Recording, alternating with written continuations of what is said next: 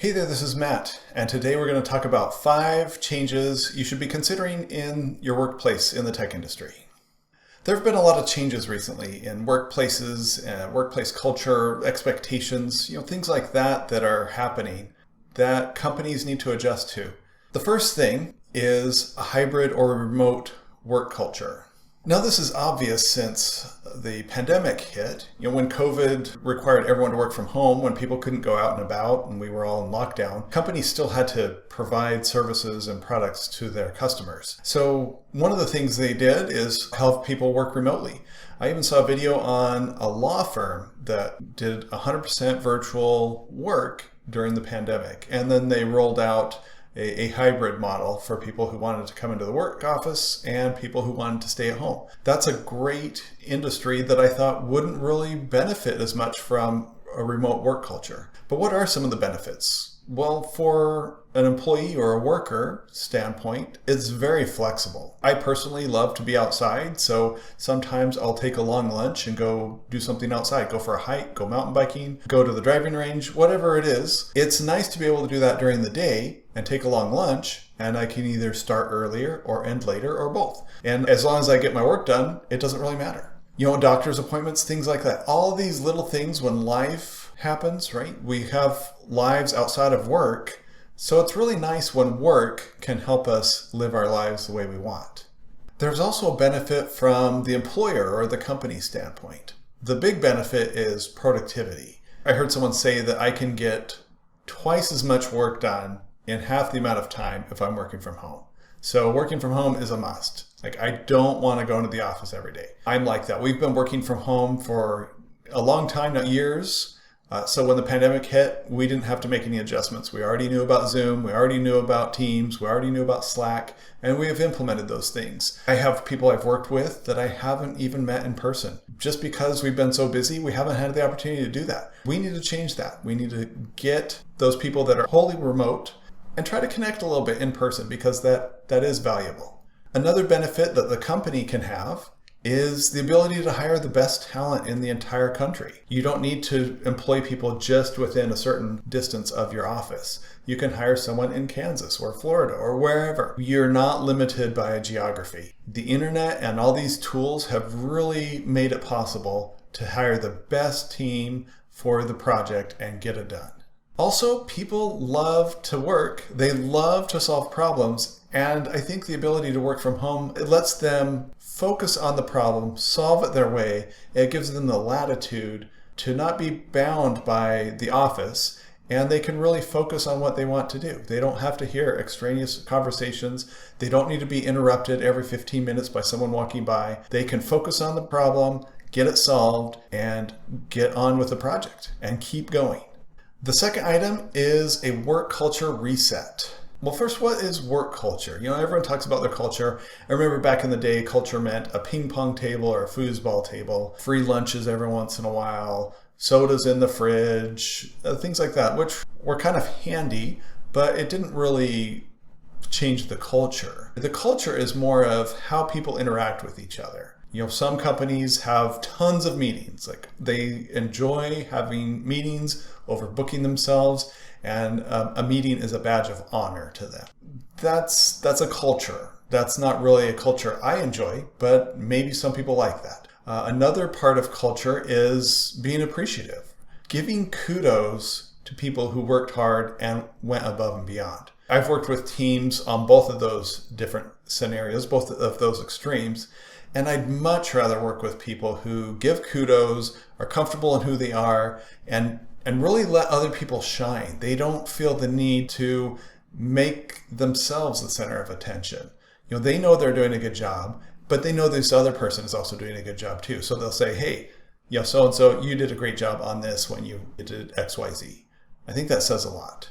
And with that increased culture, employees and workers are more engaged in their work. They take more ownership. They really want to do a good job because they know that they're in a good work environment. They know they'll get praised publicly. And if there are any adjustments they need to make, that will be taken to them privately. I think that's very important. Praise publicly and criticize is the wrong word, but provide adjustments, opportunities to improve, do that privately. Okay, the third item is growth development. As a human, we're all trying to strive to do better. We all want to improve. We want to improve our situation. We want to improve our relationships. We want to improve our bank balance. We want to improve the car we drive. All these things, it may sound superficial, but it's not. We want to improve things. We want to make the world a better place. We want to leave an impact on others. All of these different improvements first require us to improve ourselves. Figure out how things work, and then you can get good at it. So that's the key, is to figure out how things work and then get good at it. Figure out how diets work, figure out how our bodies work, how they burn calories so that we can be a healthy weight. Figure out how relationships work so we can improve our relationships at work and with people in our family. So the tech industry is like all other industries. It's really getting competitive, and competition is good.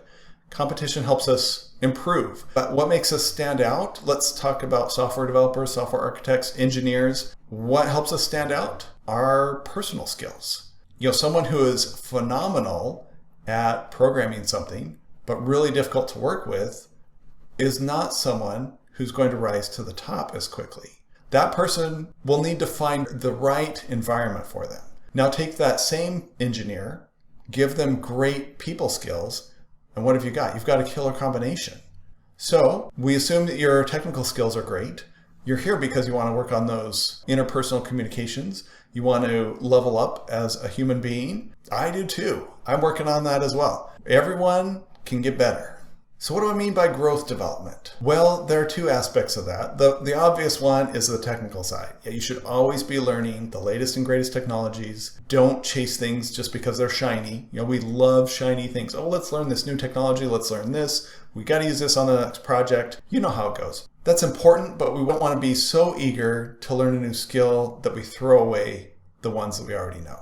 We want to be judicious about learning new technologies. We want to be able to dive deep into that technology instead of wide and shallow. So narrow and deep, get a deep focus, a deep understanding, learn your technical skills, and always be improving on those. The other side of the house is coaching, right? Coaches are great because they see things that you cannot see. My coach can see things that I cannot see. That's why I have him, so that I can learn from him and have him point out the obvious things to him that aren't so obvious to me. With coaching, that gives you some feedback, some accountability to another person, someone who is neutral. You're not going to get fired if you go ask someone for help from your coach.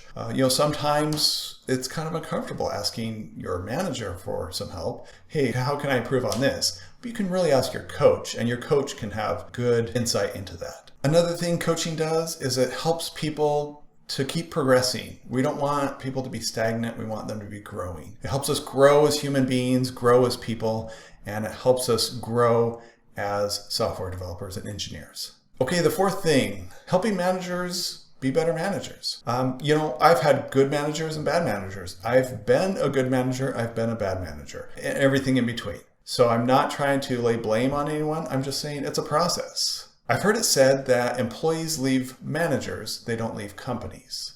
So think about that for a little bit. You could have the best company in the world, the best benefits, the best pay structure, the best projects to work on, and you could have a high attrition rate because of the way the managers manage. Micromanagement is a really common pitfall. When projects aren't going to plan, what's the knee-jerk reaction? Is to overmanage. Okay, what are you working on today? What did you work on yesterday? Any blockers? That should be it, right? But instead, it turns into, what are you working on today? And then 5 minutes later, okay, is that done? And then a few minutes later, is that done?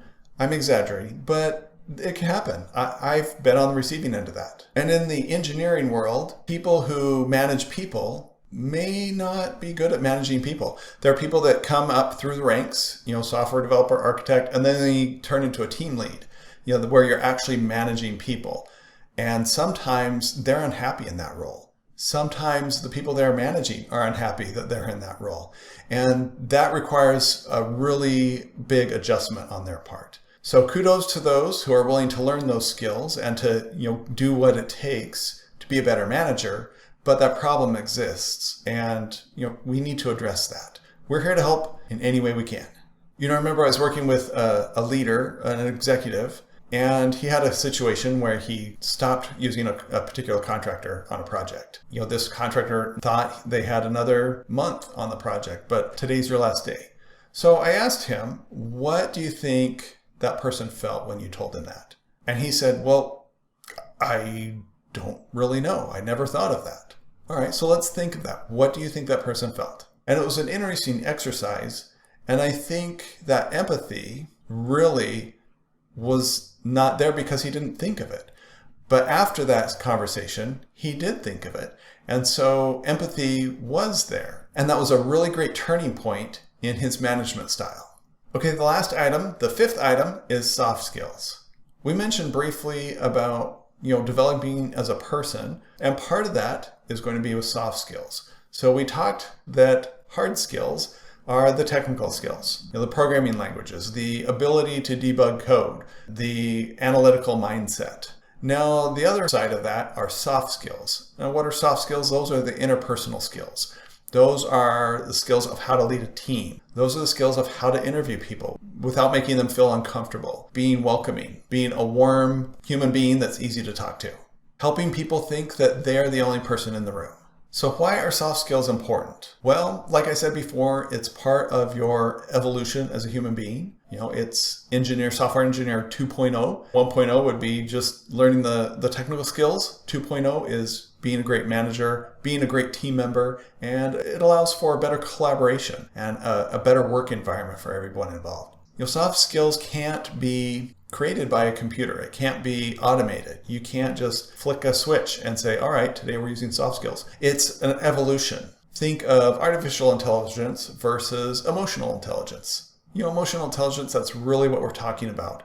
We're talking about the ability to see a situation and to put yourself in other people's shoes and try to figure out the best way to approach that situation. How do we solve this problem, a very technical problem, and still make sure everyone is engaged and feels a part of the team? Think of a code review that's gone bad. That's easy to picture in your mind. The developer that gets defensive. I've done that when someone critiques their code. Now put yourself in the reviewer's shoes. How can you review that code and not make it sound like it's a personal attack? That's a good example of using empathy and improving those soft skills. Increased soft skills also creates better leaders. We're all leaders. Even the low man on the totem pole can be a leader in a meeting or in a team, just in a particular area. Like they can go and research a particular thing that they're working on and share it with the team. They can lead a discussion on that. And they can be the expert, even though they're junior. And without the personal skills and the soft skills, the ability to interact with other human beings, it's going to be difficult to progress in this industry